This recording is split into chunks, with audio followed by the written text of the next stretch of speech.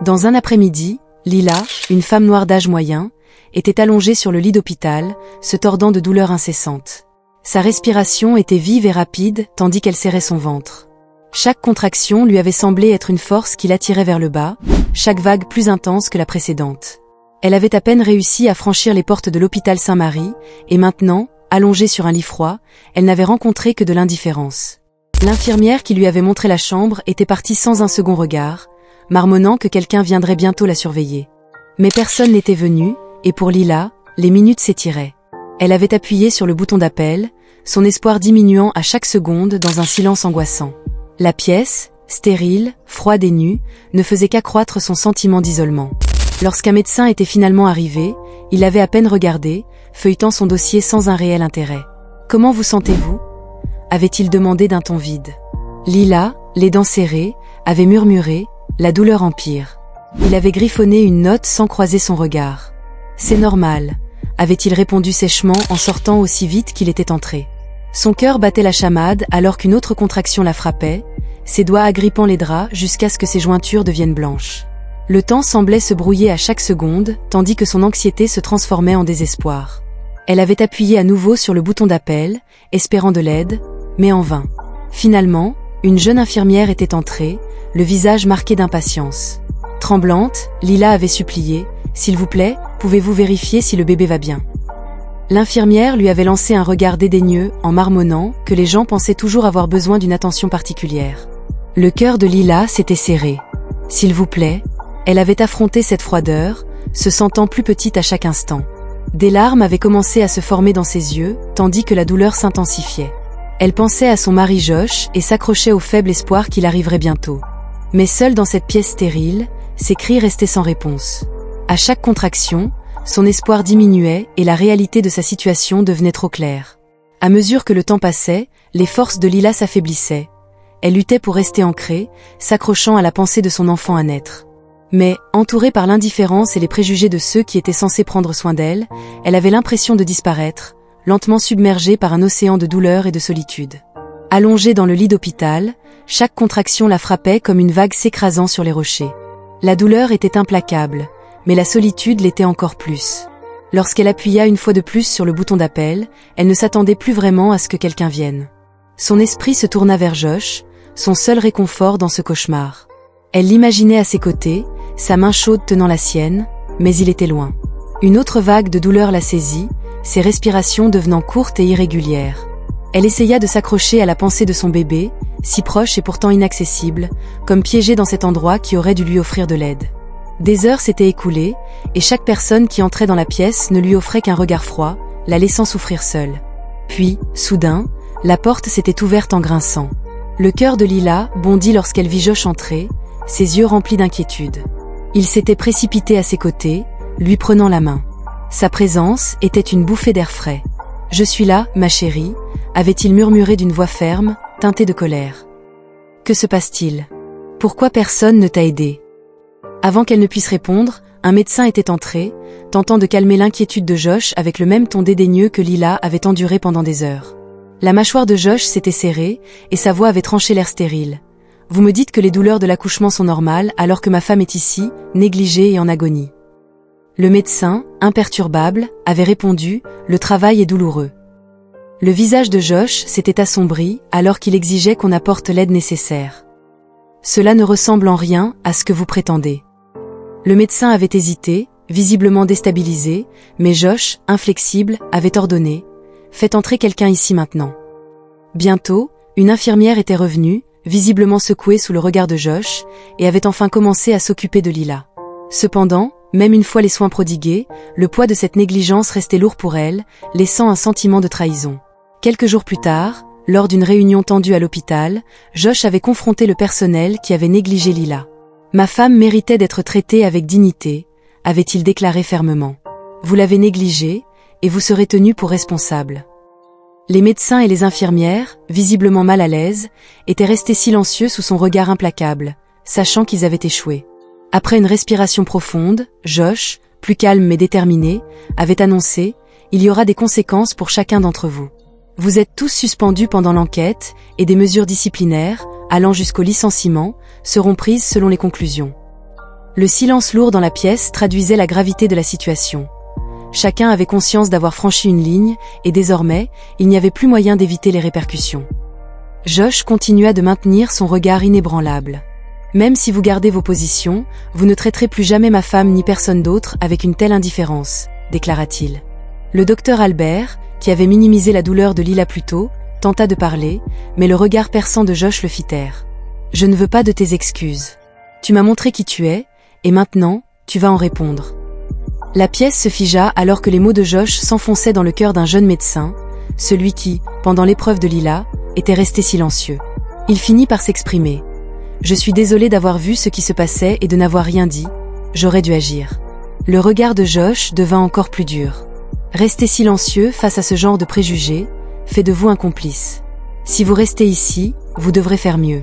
Se tournant vers le groupe, Josh ajouta fermement « J'attends une coopération totale pendant l'enquête. » Toute tentative de dissimuler ce qui s'est passé ne fera qu'empirer les choses. Les têtes s'inclinèrent autour de la table tandis que Josh reculait, laissant ses mots s'attarder. Sans un autre regard, il redressa sa veste de costume et partit, déterminé à les tenir responsables du mal qu'ils avaient causé. Josh revint alors au chevet de Lila, dont la respiration, bien que superficielle, restait régulière. La voir lui apporta un sentiment de calme qu'il n'avait pas ressenti depuis son arrivée à l'hôpital. Il se pencha près d'elle, sa voix douce et rassurante. « Je suis là maintenant, » murmura-t-il. « Je ne laisserai plus personne te faire du mal. » Lila hocha faiblement la tête. « Je veux juste tenir notre bébé dans mes bras, » murmura-t-elle. Josh lui serra doucement la main. « Tu le feras très bientôt. » À la demande de Josh, une nouvelle équipe médicale entra, composée de professionnels de confiance qui se mirent immédiatement au travail. Le docteur Smith, calme et empathique, s'approcha de Lila avec douceur. « Je vais prendre le relais, » dit-il. Le cœur de Lila bondit de soulagement. Pour la première fois, elle se sentait considérée comme un être humain, méritant de la gentillesse et des soins. Sous la direction du docteur Smith, la pièce bourdonna d'énergie concentrée. Josh resta à ses côtés, sa présence stable et rassurante. La douleur était toujours là, mais la négligence et la cruauté s'étaient estompées, remplacées par un sentiment de sécurité. Finalement, le docteur Smith regarda Lila avec un sourire rassurant. « Il est temps, » dit-il. Lila rassembla toute sa force, saisit la main de Josh et poussa. Quelques instants plus tard, la pièce se remplit du son du premier cri de son bébé. Les larmes coulèrent sur le visage de Lila alors qu'elle baissait les yeux sur sa fille nouveau-née. La douleur des heures passées se dissipait dans la joie et le soulagement. « Elle est parfaite », murmura-t-elle, sa voix remplie d'admiration. Les yeux de Josh brillèrent d'émotion alors qu'il touchait doucement la petite main de sa fille. « Tout comme sa mère », murmura-t-il. Ils avaient affronté une cruauté inimaginable, mais alors que Lila tenait sa fille contre elle, elle se sentit envahie par la paix et la gratitude. La présence de Josh avait transformé son moment le plus sombre, et ensemble, ils avaient surmonté cette épreuve. Ils savaient pourtant que la bataille n'était pas terminée. Josh veillerait à ce que personne d'autre ne souffre comme Lila. Mais pour l'instant, il se laissait porter par la force tranquille de ce nouveau départ. L'expression de Josh se durcit, en pensant à ce qui était arrivé à Lila. Ce n'était pas seulement une femme qui avait souffert, mais un système défaillant qui permettait à la négligence et à la discrimination de prospérer. Il était déterminé à changer cela. « J'ai déjà commencé à apporter des changements », affirma Josh d'une voix ferme. « Il y aura une enquête complète, et certains membres du personnel impliqué ont déjà été suspendus. Mais ce n'est que le début. » Lila chercha son regard. « Que va-t-on faire ?» demanda-t-elle doucement. Josh s'assit à côté d'elle et lui prit la main. « Je mets en place une formation obligatoire de sensibilité culturelle pour tout le monde ici, des médecins au personnel d'entretien. Cela sera continu, et personne ne travaillera ici sans comprendre ce que signifie traiter chaque patient avec respect. » Elle hocha la tête, ressentant un sentiment de soulagement.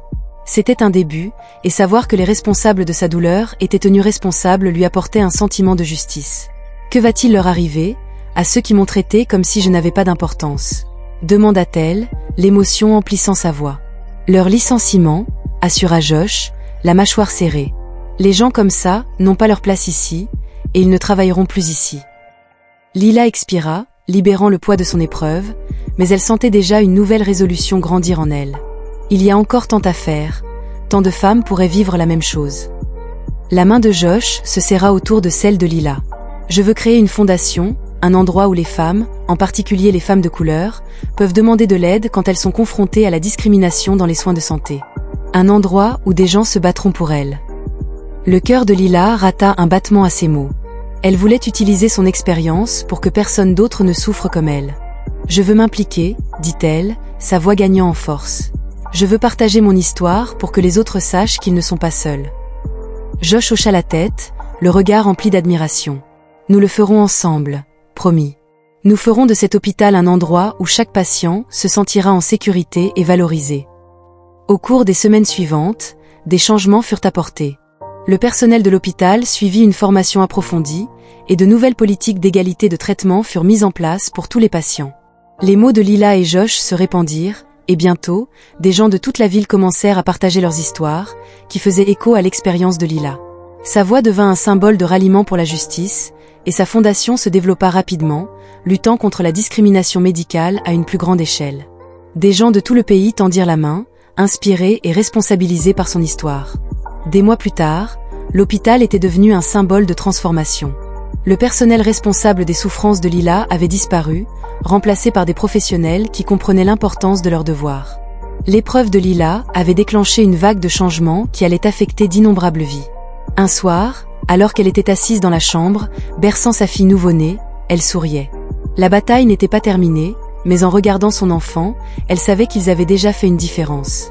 Josh entra tranquillement, la regardant avec admiration. « Je pense à tout ce que nous avons traversé », murmura-t-il doucement. Lila leva les yeux, remplie de gratitude. « J'ai l'impression que c'était il y a une éternité. J'étais allongée dans ce lit d'hôpital, me demandant si quelqu'un pourrait m'aider, murmura-t-elle. Josh s'agenouilla à côté d'elle, caressant doucement la joue de leur fille. « Tu es la personne la plus forte que j'ai jamais connue, murmura-t-il. Grâce à toi, tant d'autres n'auront jamais à vivre ce que tu as vécu. » Lila sourit, les larmes aux yeux. « Je n'aurais pas pu le faire sans toi. » Dans le calme de la chambre, leur fille dormait dans ses bras, et Lila se sentait enfin en paix. Dans les mois qui suivirent, la vie de Josh et Lila fut marquée par un mélange d'apaisement et d'engagement. La fondation qu'ils avaient créée en mémoire de leur propre expérience commença à attirer une attention nationale. Et peu à peu, elle devint un symbole d'espoir et de justice pour toutes celles et ceux qui avaient été victimes de négligence ou de discrimination dans le milieu médical. Chaque jour, de nouveaux témoignages affluaient dans les bureaux de la Fondation, révélant des récits poignants d'injustice, mais aussi d'espoir et de guérison. Lila, s'appuyant sur sa propre expérience, entreprit de partager son histoire dans des conférences, des ateliers et des séminaires. Son message, résonnant avec tant d'autres, incitait les professionnels de la santé à comprendre que chaque patient est avant tout une personne, digne de respect et d'attention. Pendant ce temps, Josh continua de transformer l'hôpital où tout avait commencé. Il supervisa personnellement les nouveaux programmes de formation et mit en place des comités de révision des pratiques pour assurer une supervision transparente et équitable des traitements. Sous sa direction, l'hôpital devint pionnier dans la mise en place de normes de soins centrées sur le respect et l'inclusivité. Les effets de ces changements ne tardèrent pas à se faire sentir. Des patients venus de toutes les régions vinrent témoigner de leur satisfaction et de leur soulagement d'avoir trouvé un établissement où ils se sentaient enfin écoutés et valorisés. Un jour, alors que Lila donnait une conférence dans un grand auditorium, elle fut rejointe sur scène par des membres de la Fondation qui avaient eux aussi vécu des expériences de discrimination ou de négligence dans les soins de santé. Ensemble, ils partagèrent leur parcours, et l'impact de la Fondation devint évident pour tous ceux qui étaient présents. Les mots de Lila inspirèrent tant le public que, dès la fin de la conférence, des milliers de signatures s'ajoutèrent à une pétition nationale visant à instaurer des lois garantissant des soins égaux et respectueux pour tous les patients, indépendamment de leur origine ou de leur condition sociale. Quelques années plus tard, leur fondation était devenue une organisation internationale, apportant un soutien juridique, médical et psychologique à des milliers de familles. À travers des partenariats avec des hôpitaux, des centres de formation et des groupes de recherche, Josh et Lila contribuèrent à établir des protocoles et des programmes permettant d'éradiquer la discrimination dans les soins de santé.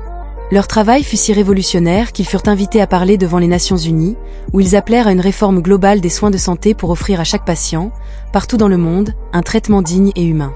En parallèle de cette expansion, leur famille grandit.